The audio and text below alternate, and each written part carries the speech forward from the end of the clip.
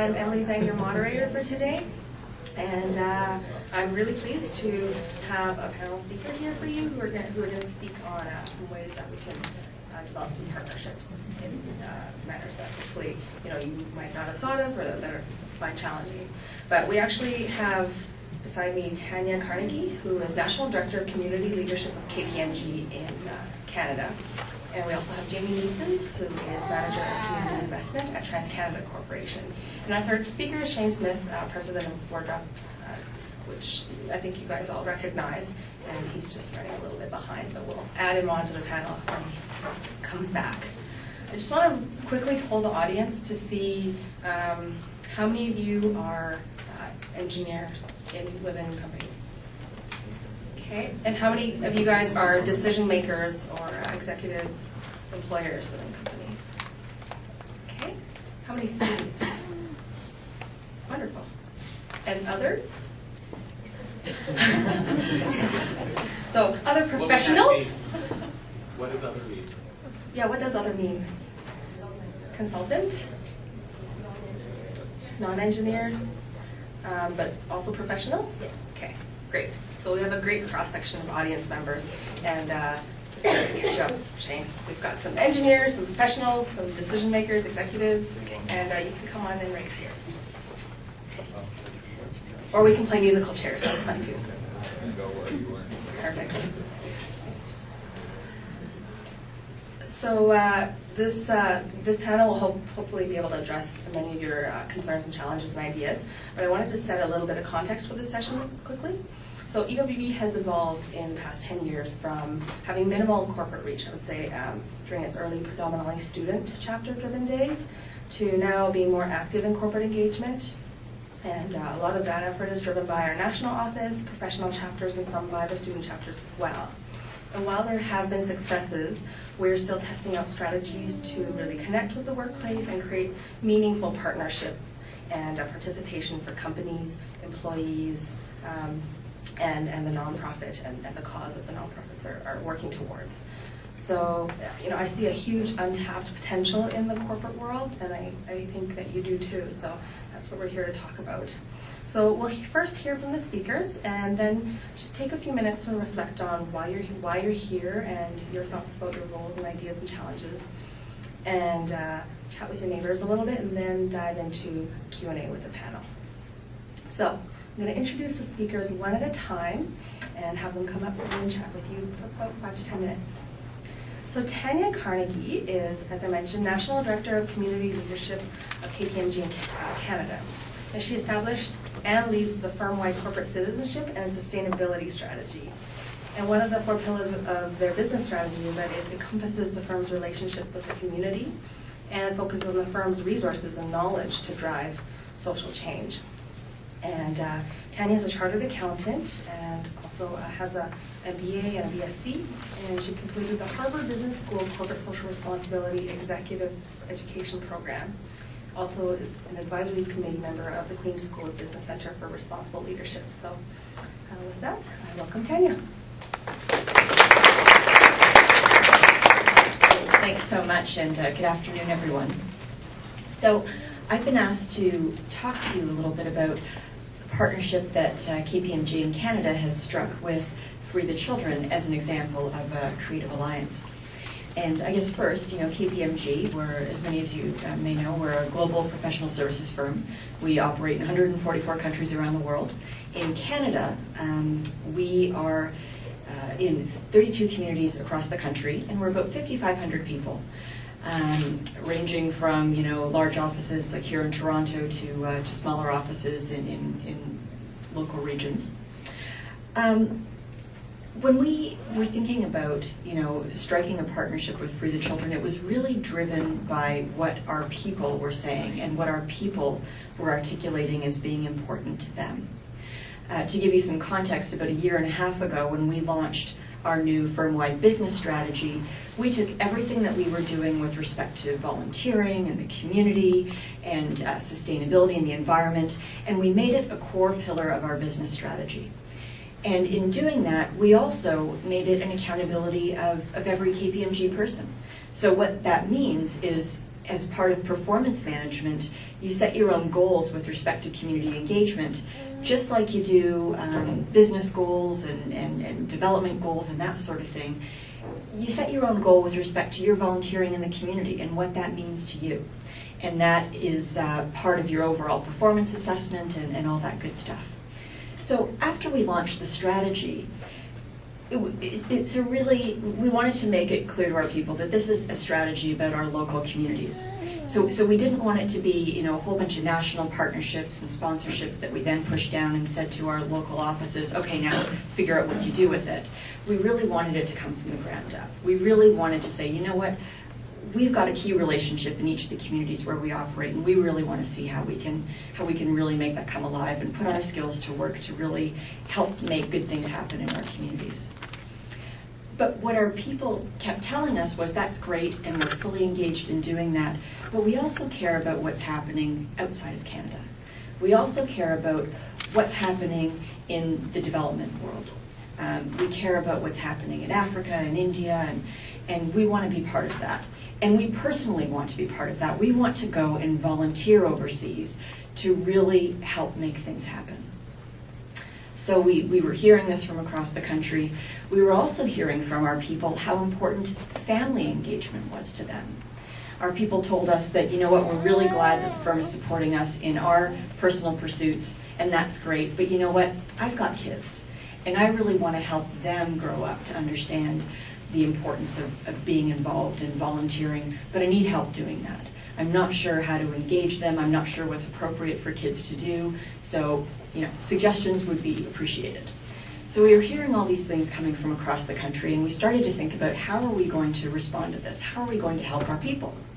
So we started to look around, and we really focused on Free the Children because they were a leading Canadian-based organization that had a very strong local presence, as well as being internationally recognized for their development model, which was a very sustainable and holistic model.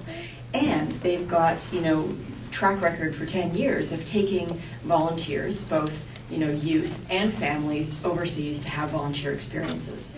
And that was something that we were looking for. So we decided to partner with them, also because they are incredible at engaging youth and engaging families. And we also were looking at what was happening with KPMG globally.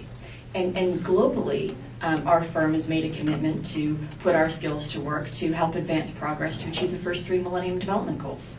So all this was coming together, and we thought, this makes really good sense for us. So we developed a partnership that not only was us contributing money to the organization. It was really important that we were able to engage our people in it, because this was for our people, so we wanted it to be about our people. So the partnership has 4 different components. First component is how we're working with Free the Children to advance international development. So to do that, we're adopting 3 communities in India using the holistic and sustainable Adopt a Village model.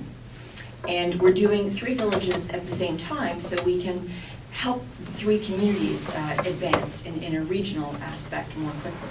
And also having a particular focus on the alternative income pillar, because that's something where we think as KPMG, with our skills, we can add some value to that. And as part of that, offering volunteer trips for our people to go overseas to really, engage in those communities and really not just help, but I think probably more so understand firsthand what international development is all about, and where we as Canadians can be of greatest value. So that's one component. Another component is about how we're helping to advance family engagement. Excuse me.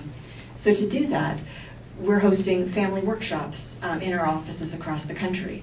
And I can tell you, we hosted the first one back in October in Toronto, and we had over 200 of our people come out on a Saturday afternoon, for the whole afternoon, with their kids to come and learn about finding your skills and your passions and how you can put them together at any age, whether you're 8 or you're slightly older than that, to really help make a difference. And it was a phenomenal experience, and I know that's planned for other cities across the country.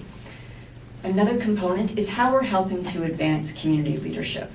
and not just of our people, but of young people across Canada. So as part of that, we're calling on as a national sponsor of We Day. And We Day, as some of you may know, it's a one-day event that kicks off a year-long plan of social engagement for young people. And our people have been coming out as volunteers at We Day and also attending with their kids and as guests. And it's also been such an enlightening opportunity for our parents to say, I've seen different things in my kids that I didn't know about, and it's really helping us to build that relationship. And for our people who are attending as volunteers, saying, I am so amazed at what young people are accomplishing, and why didn't this exist when I was young? I know that's one of the things that I said after my first We Day. And the fourth component is about how we as a firm put our skills to work to help advance Free the Children. So we've allocated a chunk of pro bono work to help us do that. Because this wasn't just about, as I said, how we could, fund projects and whatnot. We really wanted this to be an opportunity for us to create value together for both organizations. So we really put our heads together with Free the Children to figure out how can we do something really unique that's really complementary to both organizations. So we kicked this off this past fall, and the response has been overwhelming. Honestly, it's something that I can barely keep up with. And to help us make sure that we were having this implemented locally, and it wasn't just something that existed on a website, we went to each of our managing partners across the country and we said, figure out who in your office can help lead the charge, and really figure out the way that you can best really bring this to life in your office. So we launched a Free the Children Office Champion Network, and we meet about once every 2 months by video conference. And the ideas that are coming out are really creative, because it's about figuring out, whatever city you're in, how is it that we can bring this into the office? So it might be taking a Free the Children campaign, like the Barefoot Walk, for example, and figuring out how we take and adapt that in the office. Or it might be figuring out how a group of people can get together and fundraise, or engage with a Free the Children youth club in their local community to really engage and help some creative things happen in that regard. Another example of our partnership is with the trips, as I mentioned. And a few weeks before Christmas, we launched the registration for our first KPMG trip to Free the Children community.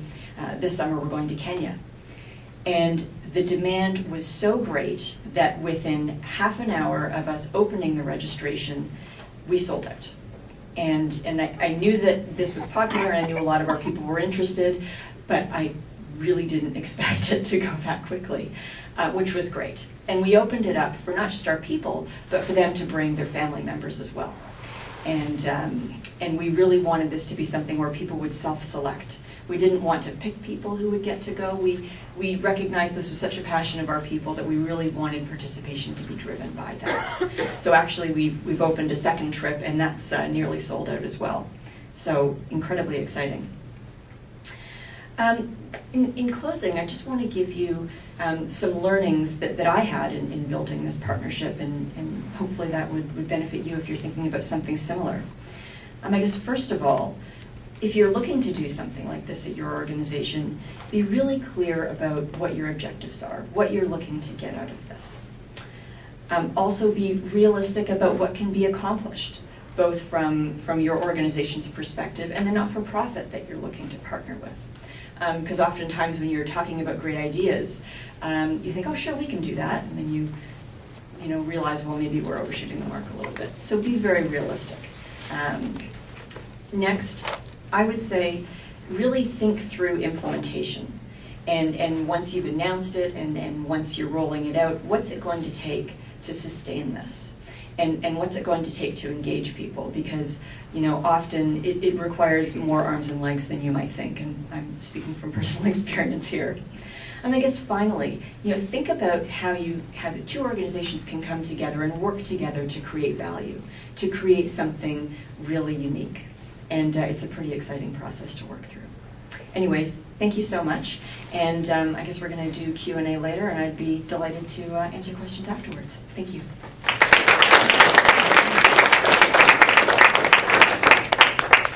Thank you, Tanya, for sharing. sharing, and I think that's a fantastic example of some really creative things that really engages a diverse number of people and stakeholders.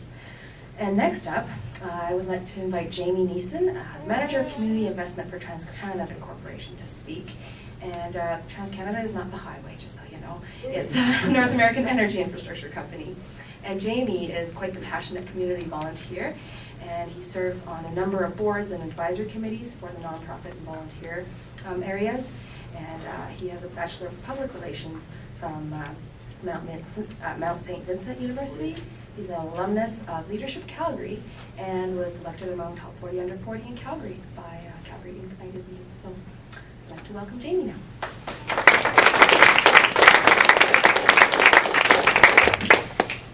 Thanks very much. Just was reflecting as you were talking, Tanya, about the shared experiences and how long some things take to gestate, and then how long it actually takes to bring things to fruition. One of the things we wanted to talk to you about today was a new investment that TransCanada will be making in Engineers Without Borders. However, I can't really do that in a lot of detail. And the reason is that we haven't announced it to our employees. What I will tell you is that it's the first time TransCanada has ever invested cash as well as high-skilled volunteers. So we will be looking to make a contribution to Engineers Without Borders in a way that we have never done before. And the reason we can't talk about it is that it took us, this is the nature of coalition building and figuring out new paths, is it takes more time.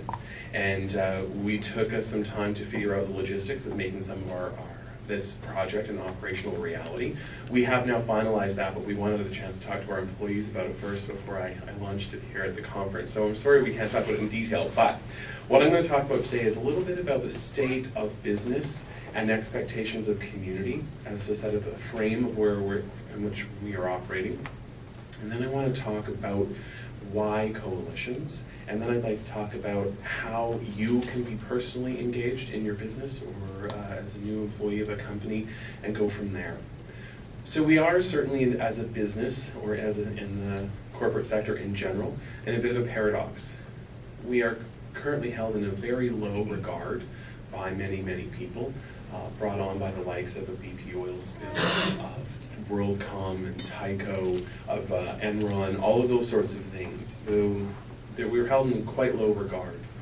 Meanwhile, there is also a correspondingly very high expectation of community about what business does and what its role in society is. So it's a little bit of a challenge.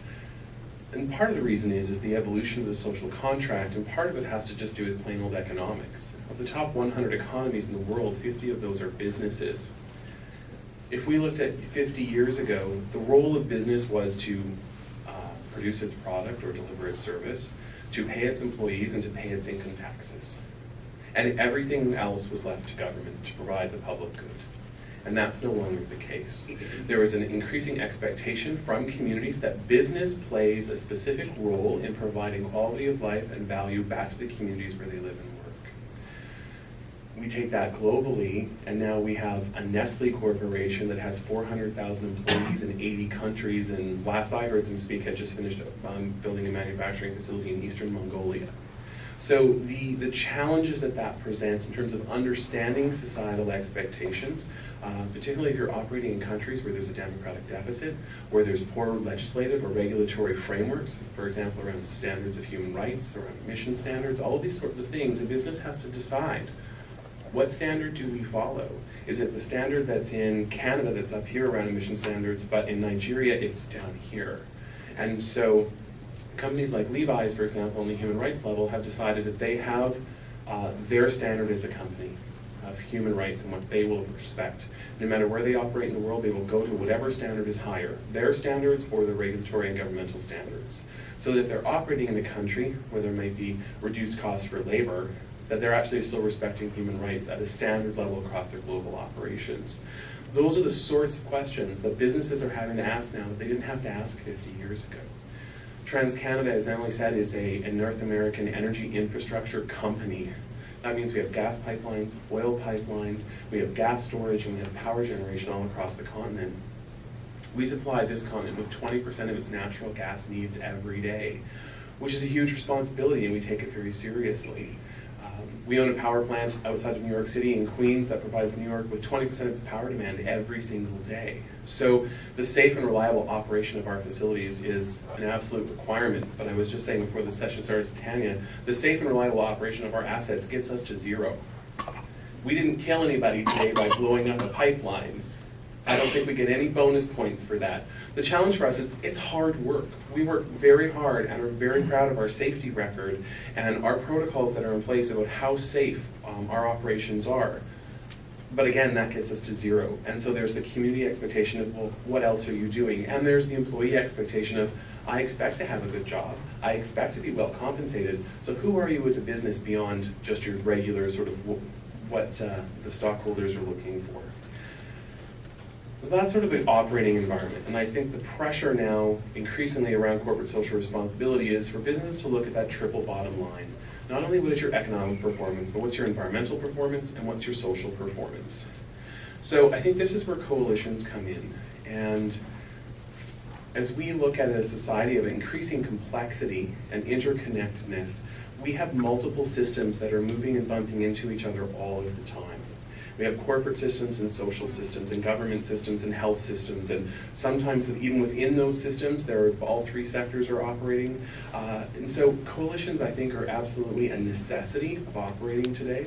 And I think that there's an increasing realization of the power of working together and systems level thinking. When we're looking in complex systems, we really need to be looking at adaptive thinking. And what you see right now in the corporate sector is a lot of adaptation around social performance and how to, Tanya, I'm going to use your language because I think it's so appropriate, to bring the whole person to work.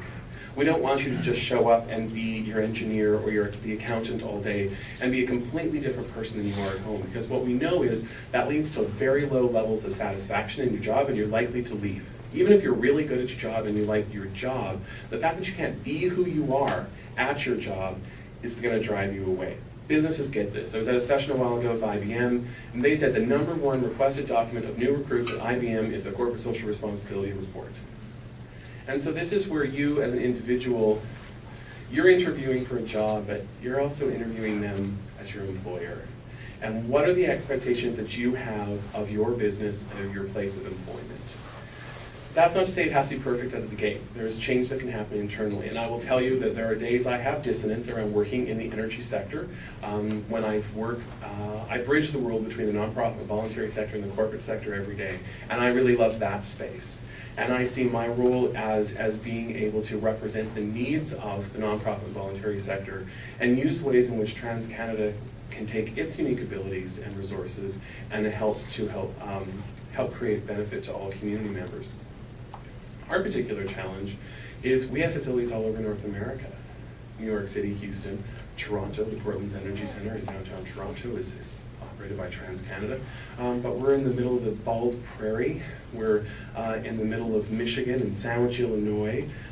We're on all kinds of places. And so how is it that you create a program, a community investment program, that represents and meets the needs of all those diverse geographies, the diverse populations, the size of those cities? And we embarked on this strategy last year in consultation with many community partners, a number of community leaders, and our staff across North America. And what we came to was this. At the very fundamental level, the basic building blocks of community are the same. It doesn't matter if it's New York or Grand Prairie or Kapuskasing. Community needs the same basic things, and we identified those in 3 broad categories of wellness, safety, and the environment. Now what we bring to that is, from my program area, we have 3 distinct ways in which we engage community. We do that through community grants, we do it through corporate events and sponsorships, and we also do it through employee volunteering giving. Employee volunteering giving is quite new for us. In fact, we actually even officially haven't rolled out the program. We've had a bit of a soft launch last year, and it will go out this year. We've historically always had a matching gift program, so if employees make a donation to a charity of their choice, TransCanada will match that from a minimum of $50 to a maximum of $1,000 every year. And we saw very low uptake, very, very poor. Probably around 6% of employees were using that program. And we made a really conscious effort over the next 3 years to triple that number. And I have to say that better communication is key, but there is also some inciting events which can assist people and in terms of becoming aware. Last year, earlier in the year, as you'll recall, we just celebrated the 1-year anniversary of the Haiti earthquake. There was also the Chilean earthquake, and also disaster in Pakistan later in the year. In the first quarter of last year, TransCanada employees, we had more applications in our matching gift program in the first quarter of 2010 than we did for the entire year of 2009. We did an employee survey around attitudes towards giving and participating in community, and it was very clear that TransCanada employees across the company care about their community. And we know if we want to engage them, both as professionals and as human beings, this is really part of what our responsibility to them is and what our responsibility to community is. And I would say that we as a company haven't entirely figured out what that responsibility is, and we don't have a full-blown strategy yet that drives all of that, but I think we are moving in that direction. Certainly we have people that work in the environment that are really focused on ways of minimizing our impact, of maximizing value. I'm very proud of the work that the company does around Aboriginal and tribal relations in Canada and the US, and have some really phenomenal stories, particularly as we developed our oil pipeline down into the US. Part of what we are required to do is to do technical or environmental studies, and we also look at traditional use from Aboriginal, First Nations, tribal organizing communities. And as we went to some of the tribes in the US, they had not had access to the land that had traditionally been theirs for something like a century, because that had moved into private hands. So as we engaged them to talk about what traditional use was, they actually went out with our land people and went out onto the places that their ancestors had spoken about, that they had heard about, and that had been passed down, but they had never physically been. And they could say, well, if this particular marking is here, this means in this direction, in another 100 steps should be this. And they were able to find things about their culture that they had not been able to see because of that. The private ownership of land. So those are ways in which, not just giving to community, here's a grant, there are ways in which we can embed social value creation in the core of business. And I would stretch us ahead to see that. If we look at the spectrum of philanthropy, there's a great thinker, his name is Jason Saul, he runs an organization called Mission Measurement, and he really defined 3 points in the spectrum of philanthropy: 1.0, 2.0, and 3.0. Or I should say corporate social responsibility. I think he's changed his language now. 1.0 was just philanthropic giving, which was that it's morally the good thing and the right thing to do. We should do it. 2.0 is probably the space where most organizations would fit on the spectrum now, which is strategic win-win. What's good for the business and what's also good for community, and if we can find that alignment, then that's the space we want to be. Makes a lot of sense. But what Jason talks about is moving to CSR 3.0, which is actually embedding social value creation as a core function of business. This would make Milton Friedman roll in his grave, right? Milton Friedman said that anything other than full 100% return to shareholders is tantamount to stealing from them. And so the whole, my job would be anathema to him to give away dollars that would go into a shareholder's pocket. But what we've seen is in this evolution of the social contract is we now have major shareholders asking what our human rights policy is. What is our environmental performance? How are we mitigating risks and issues with Native communities that have land rights disputes with the federal government on territories where we are looking to develop? This is a much more complex operating environment. So this all goes to our license to operate. And I would just close by talking about you as individuals. You have to ask the questions. You have to be the agitator in your organization, and if they are not doing something that you think is important, you have to ask the question, because you are an important stakeholder for them, and you will continue to be. By 2030 in Alberta, the senior population will double. So the amount of available workers will be smaller, and your power to demand change goes up. Independent of that, I think we all have a sense of responsibility and co-responsibility for the proper and appropriate development of our communities. So I just encourage you to not take the status quo as it is, and to ask the questions and ask for more. So thank you very much.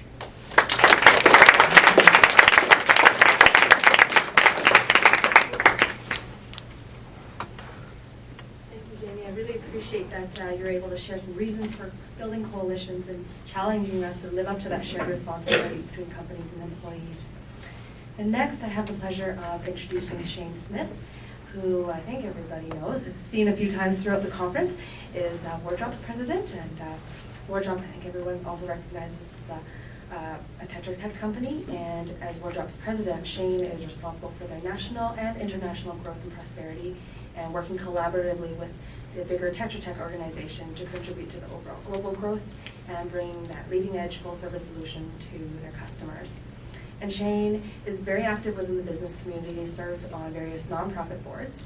He is on the board of directors for Engineers Without Borders and also the Canadian Chamber of Commerce.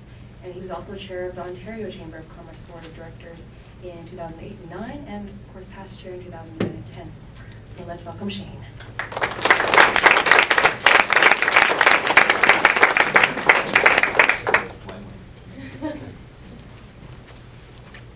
Thanks very much. And thanks to Jamie. I think what TransCanada is thinking about doing and hopefully about to do is going to really set a great example, I think, in the industry for people supporting EWB's efforts. I think the previous two speakers have done a great job talking to you about things that are very important to donor organizations. This whole evolution in corporate social responsibility is of course something that I think has been well addressed, and also the desire for donors to link what they give to engagement with their staff in various ways. And Tanya, I thought you had a great story there in terms of what KPMG is doing. My mind is just boggled by how you've achieved what you've achieved. I think the concept of giving back is something that is very important for organizations. Maybe it was a submersive move, but someone introduced me to the film The Corporation. How many of you in this room have seen that film? Oh my God. Wish it wasn't so. But one of the great things when you come back from vacation from the holidays is your mind is kind of like this, it's like fertile potting soil, and if people want to affect you, if they can have a conversation with you the first couple of days you get back, they can get you to all kinds of things. So my second night back, I stayed up till 2 in the morning watching The Corporation on the YouTube downloadable version. Sort of starts to disturb me, but because Jamie was rekindling this as he was talking about how corporations are looked upon by society, and the expectation that they give back. I think that the whole concept of giving is something that we could talk a lot about, and what motivates companies to give. I'll let you ask the questions there, but there is obviously the concept that for large organizations, which we all are, we've got facilities and offices and operations all over the place.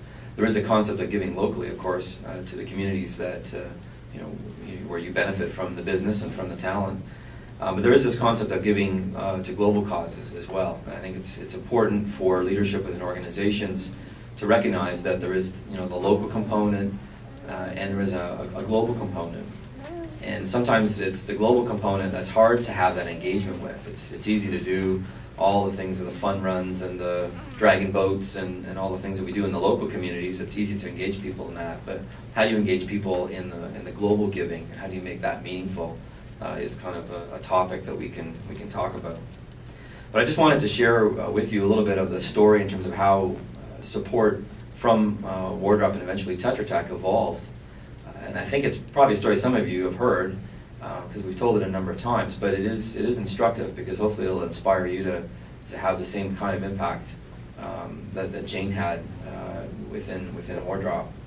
So here's how it went. It was the summer of 2007. I had been CEO for I think about a year and a half, and I'd been within the organization for quite a long time. And I'd always felt that we hadn't done enough to give back to the local communities.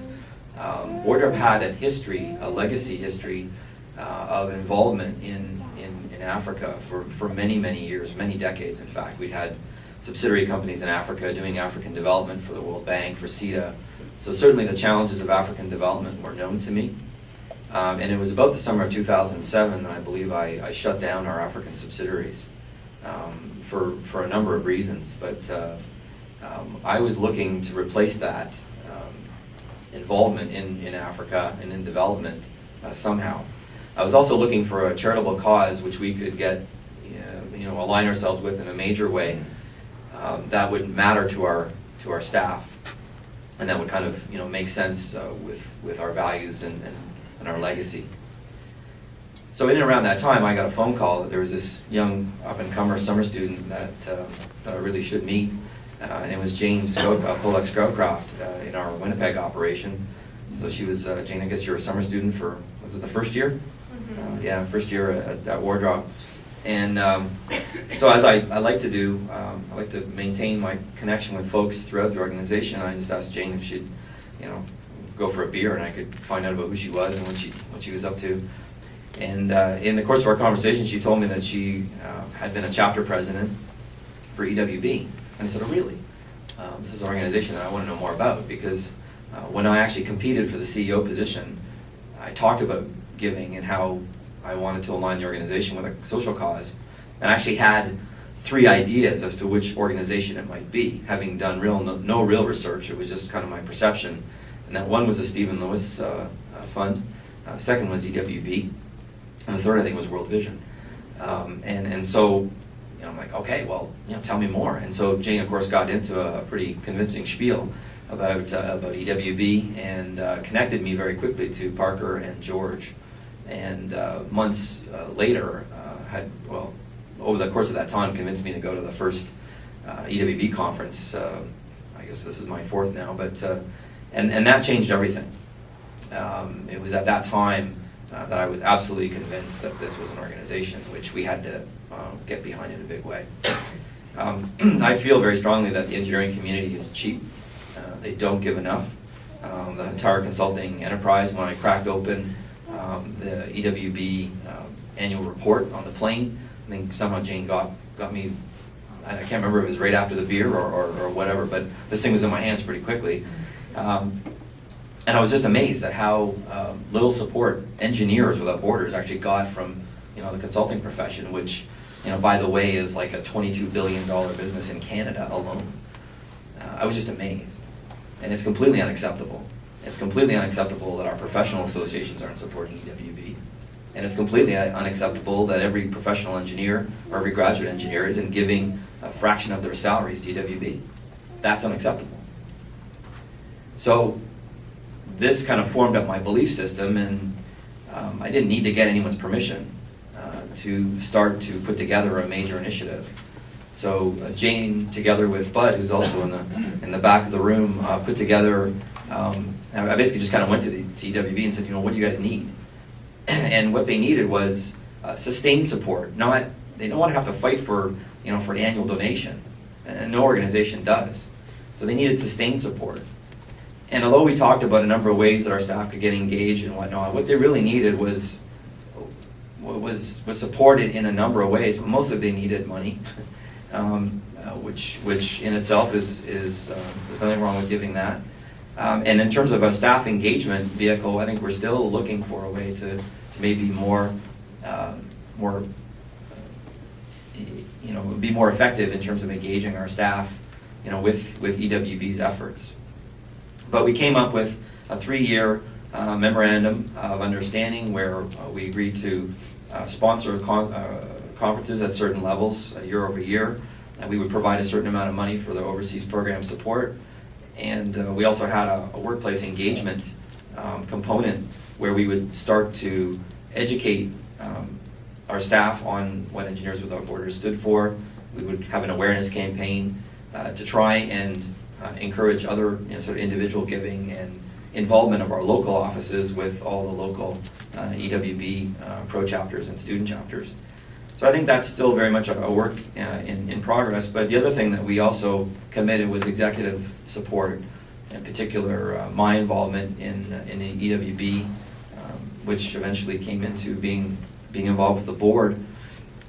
But what we want to do as Wardrop, and it was kind of cool when we joined Tetra Tech 2 years ago to find out that they felt very much the same way, and we're actually supporting EWB USA, which they're completely different organizations. But when I think I mentioned this on Thursday, that Tetra Tech is probably the most significant supporter of EWB North American efforts out of the entire consulting engineering community, and that's got to change.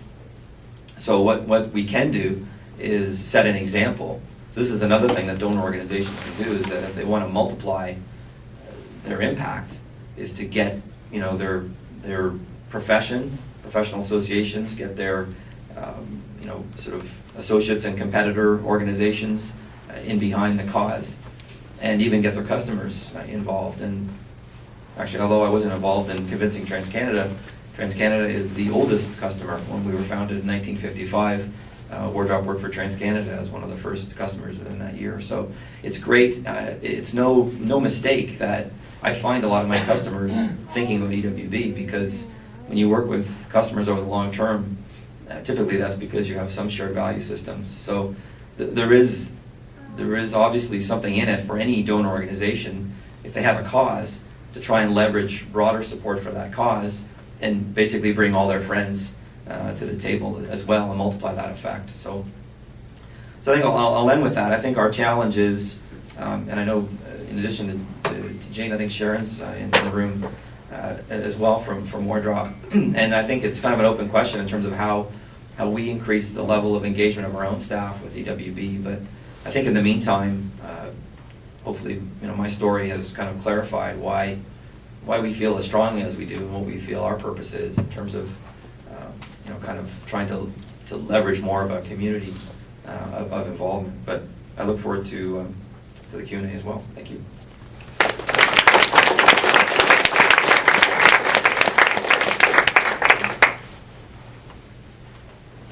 Shane, thanks so much for sharing and highlighting some of the challenges in connecting with global giving, and we always appreciate that you're really rallying the community, whether it's the corporate community, the professional associations, and just the general human community to give back. And now, based on what you've heard, I'd like you to just internalize a little bit and think about your role in building these kinds of alliances to further these causes that are important to you, and how you can collaborate with other players within or outside of your organization, and how you can really take action. So just think for a minute, and then I'd like you to share with your neighbor over the next couple minutes. So you can head up to the mic, or if you're really great at shouting, just go for it. There was a speaker yesterday on a panel who commented on taking that idea of giving back or giving a gift, putting it on its head, and making it about giving an investment. So companies aren't giving back to the community; they're investing in their community. So they expect returns, they expect responses, like an ROI on what they're contributing. Can you comment on whether you think that's a feasible idea, and if you think that's an important shift that needs to be a bit more pervasive than just a few key companies thinking that way? I could answer that just to say that my department's called community investment, and we have banished the word gift and donation because we don't do that. We really see that we are making an investment in the community. So, and I think there's a pretty broad level of acceptance around that. And to be very clear, business doesn't do it out of a sense of charity. They do it because it's good for business. Be very clear about that it's not necessarily entirely altruistic. There's a recognition that making people feel good is good for the business. It's not to say it's disingenuous, but it's not entirely altruistic. With specific response to ROI, that's really becomes a big issue. I would say that right now measurement is the holy grail in our industry around, like, are we actually moving the needle on an issue in a community? Like, I could tell you we put 10,000 kids through a literacy program and we changed their reading ability on average 2 grade levels, for example. That's a measurable outcome which we would be proud of on an individual investment level. But if literacy is our flagship program, just as an example, how are we actually changing literacy in Canada? Are we making a difference? And that's where coalitions come in, because we as an individual corporation cannot change that on our own, nor can the individual literacy or learning organizations in this country. We have to do it together. So we have to come together and start to look at some measurement around that. We tend to use a bit more language around ROO, return on objective. So what is it that we set out to accomplish, and did we accomplish that, rather than trying to think about it in terms of financial performance, but returning on an objective. But absolutely right.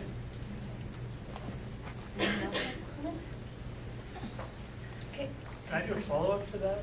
Go ahead. What about the ROI for your company? Like, let's say you see one of your value received is an increase in retention.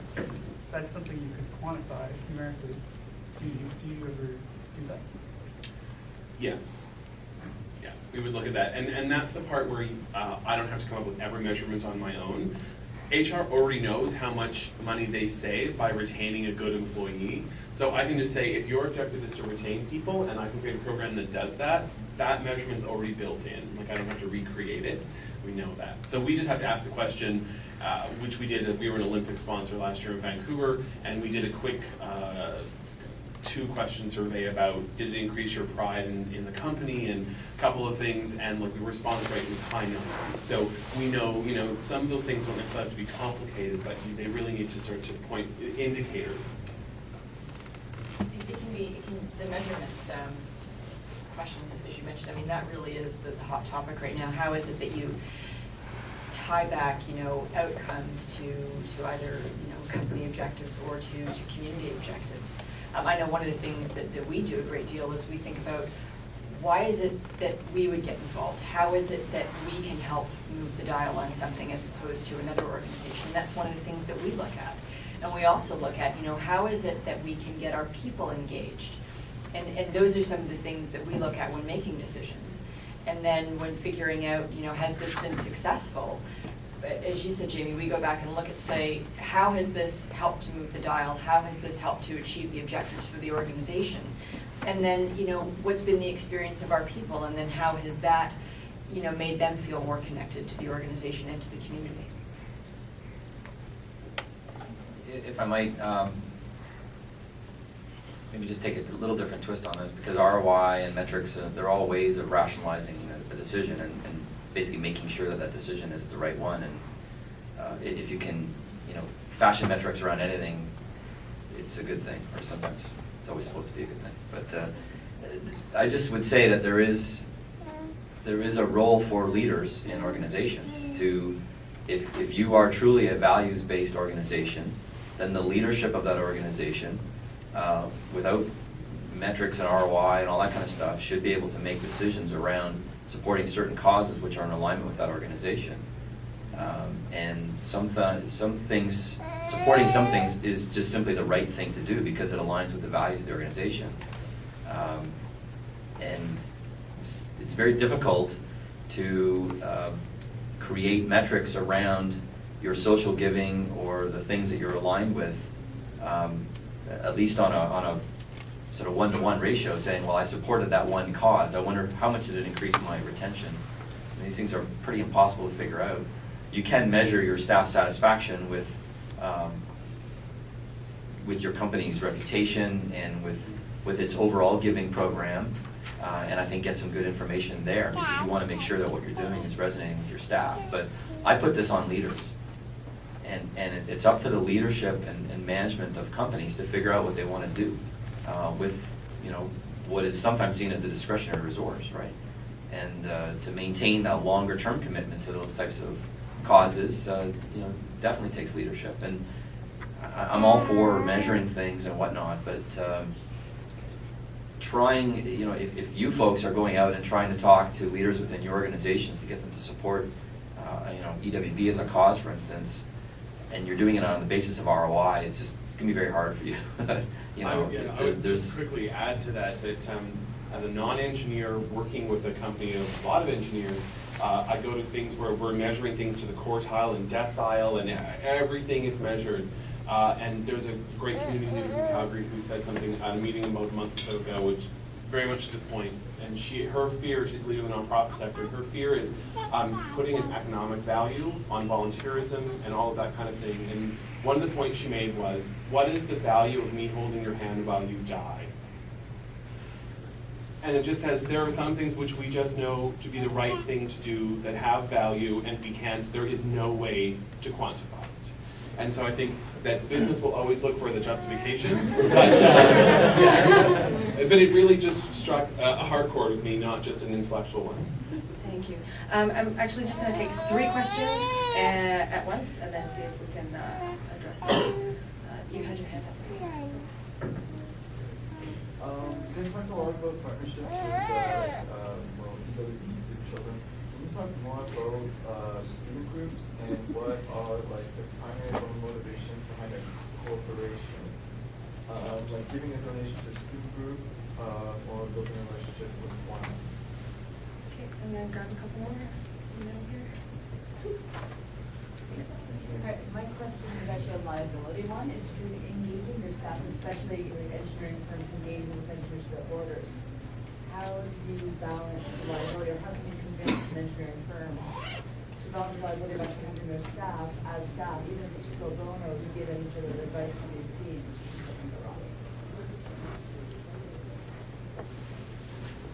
Just kind of along some of the earlier topics, Jamie, you mentioned that other companies are seeing this, the benefit of actually establishing these programs. I guess maybe on the receiver end, on the employee end, I'm not sure I see that across all these companies. So if I'm trying to, what strategy would you guys recommend to go and try and tell them about what kind of benefits these companies can get from them? Okay, so we're going to address those three, and I apologize that we're running out of time. So let's go for these three: student partnerships, liability, and how employees can be aware of how to engage.